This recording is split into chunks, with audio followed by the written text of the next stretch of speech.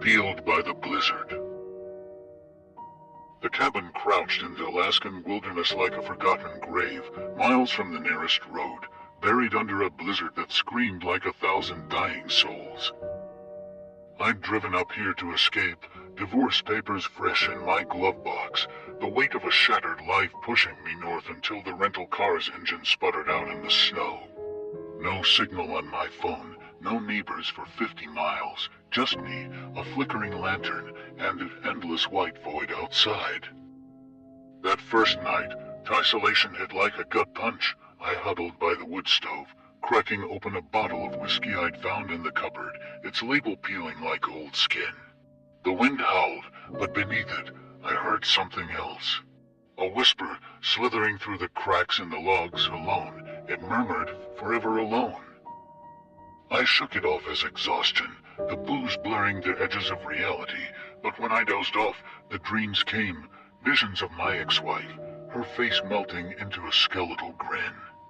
Her voice begging me to join her in the snow. By morning, the storm had worsened, snow piled against the door, sealing me in. I tried digging out with a rusty shovel, but the flakes fell faster than I could clear them. Like the world itself was burying me alive. My phone battery died staring at a no-service screen, my last thread of hope flickering out with it. That's when the scratching started. Nails on wood, slow and deliberate, circling the cabin, not animals, too rhythmic, too human.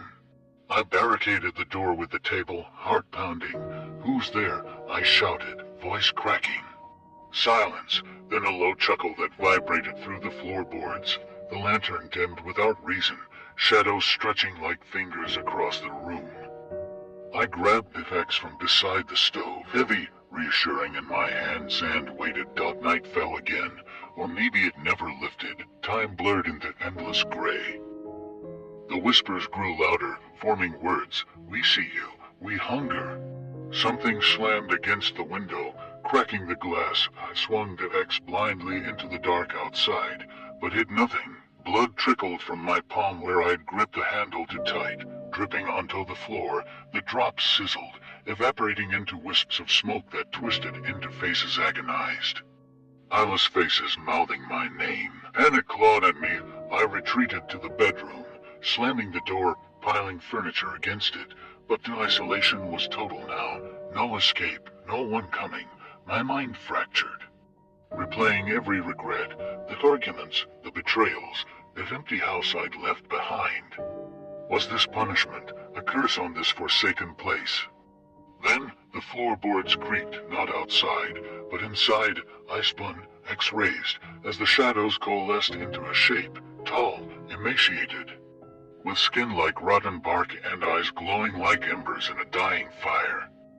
It wasn't human, it was something ancient, birthed from the wilderness itself, a spirit that fed on the lost and the lonely. "Join us," it rasped. Voice like grinding bones, its claws extended, long and serrated, dripping with a black ichor that burned the wood where it fell.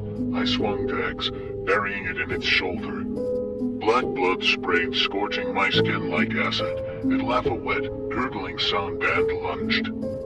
Its talons raked across my chest, tearing through flannel and flesh in one searing rip. Blood poured hot and fast. I felt ribs crack, lungs puncture. I staggered back, swinging again. But it was faster, pinning me to the wall with impossible strength.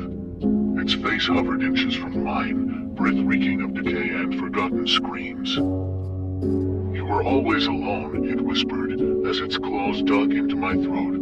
I gasped, vision blurring, the pain a white-hot inferno. It peeled my skin slowly, layer by layer, savoring my screams that echoed into the void. No one heard, no help came. My last thought, as it tore into my heart, was the cruel irony. In the end, we all died isolated, our hopes unraveling like frayed threads in the dark. The entity fed, growing stronger on my terror, then dissolved back into the shadows, waiting for the next fool to stumble into its lair. The cabin stood silent once more, the blizzard erasing all traces, ready to claim another soul in the endless, unforgiving white.